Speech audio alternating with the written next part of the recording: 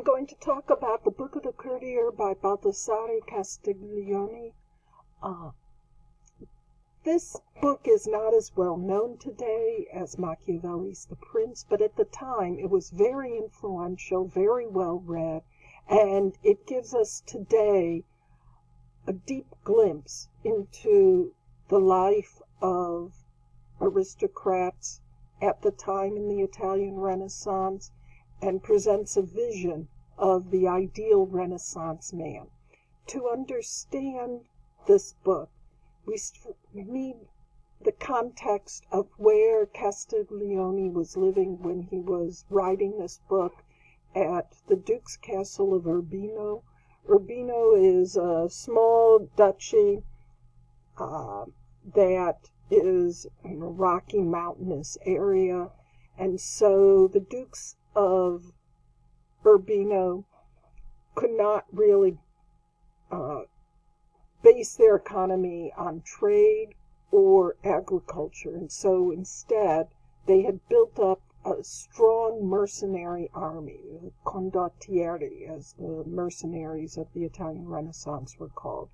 And the most famous of them was Federico de Montefeltro, who was regarded as the greatest mercenary of his age in the 15th century. His armies were very strong, well-trained, victorious, but he was also regarded as, in some ways, the ideal leader. He was honorable. When he made a contract, he couldn't be bribed to go over to the other side. He was deeply conscientious leader of Urbino. He was well known for caring for his subjects, for his people. If a soldier died, he made sure to take care of that soldier's family, to provide dowries for his daughters. And he was also well read. He was regarded as having one of the best libraries in Italy outside of the popes and the Medicis in Florence. You can see in his picture here, he's pictured with his military paraphernalia in his armor, but he's reading a book. Unfortunately, although he had a very loving marriage, which wasn't always common for nobles of this time, he only had one child who survived into adulthood, Guidobaldo. And Guidobaldo inherited when his father died, but unfortunately he had a disabling disease. They think it was some form of gout. And so he wasn't able to continue his father's profession as a mercenary. So he concentrated on ruling his duchy. He married a wealthy heiress, Elisabetta Gonzaga, who's from a very influential family, and they proceeded to stay back in their castle and rule there. He was thrown out for a time by the Borgias, but then they came back. As under his father, Urbino became a magnet for other families to send their children to. As sort of a finishing school. You would send your young sons there so they could learn how to be honorable knights. You'd send your daughters there so that they could learn how to be proper ladies. Castiglione was a soldier, and he had fought for Urbino, and he was injured. And he's from a noble family, and he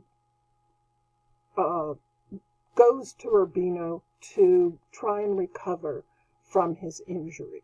And it's while he's there, apparently he falls in love with Elisabetta, but it's a platonic love. He sees her as an ideal that he admires. He's not trying to have a love affair with her.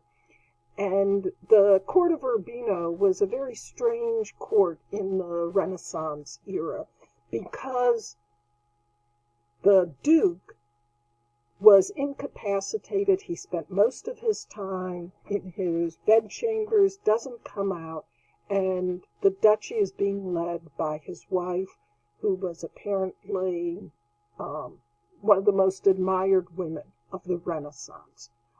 She was loving and honest, loyal to her husband, even though apparently he couldn't consummate the marriage, but she still stayed loyal to him. And so she becomes this model that Castiglione is going to be writing about in his book. The book is written as a dialogue among several knights who are spending the evening with the Duchess and several of her ladies, and they get to discussing, in the book's a dialogue, what makes the ideal courtier.